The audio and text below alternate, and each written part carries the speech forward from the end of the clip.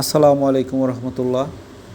প্রচণ্ড গরম, খরা চৈত্র মাসে, এবং গাছে পানি দিতে আসলাম আজকে বিকেলবেলা। ভাবলাম যে যে রৌদ্র যাচ্ছে, পানি না দিলে গাছগুলোকে বাঁচানোই সম্ভব নয়। একটু দেখতে পাচ্ছেন একটি বড় বিশাল আকৃতি একটি জাম গাছ।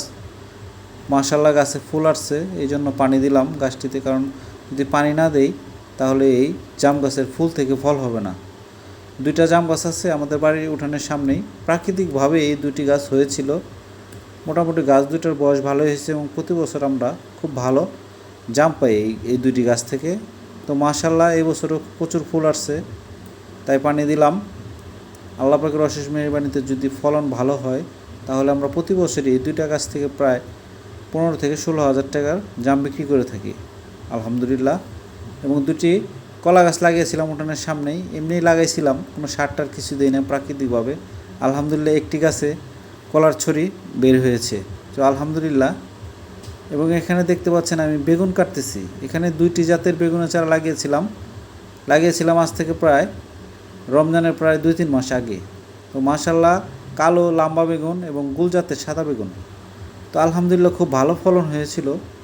আসলে রমজানের আগে খুব ভালো ফলন ছিল, কারণ ওই ভিডিওটা করি নাই, এই জন্য আপনাদেরকে দেখাইতে পারতেছি না।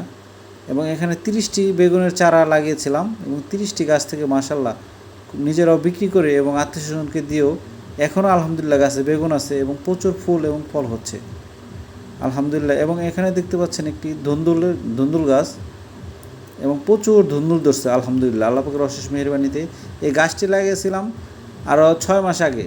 তো গাছটি ফলন দিছে এর আগে একবার, অবশ্য ফলন দেওয়ার পরে গাছটি মরে গেছিলো এবং সে গোড়ার থেকে আবার কুশি নিয়ে আবার এভাবে গাছগুলো বড় হয়ে যায়, এভাবে এরকম ধুন্দুল ধরবে কখনো আশাই করি নাই। তো আল্লাহ পাকের অশেষ মেহেরবানি, আসলে আল্লাহ পাক চাইলে সব কিছুই সম্ভব।